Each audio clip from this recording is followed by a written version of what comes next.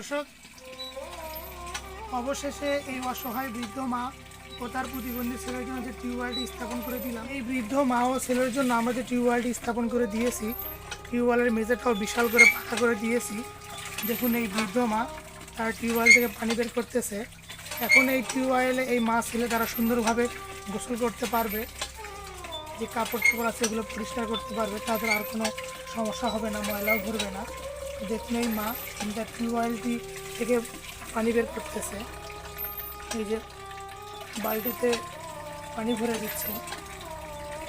তো সব কিছু মিলাইয়া আপনারা এই অসহায় মা ছেলেকে সহায়তা করেছিলেন।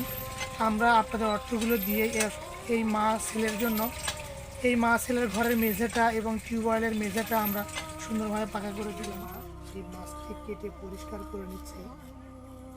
তিনি অসুস্থ, অনেক দুর্বল, তারপরেও তিনি কষ্ট করে হলেও কাজগুলো করতেছে, কারণ খেতে হবে তাদের দুইজনকে।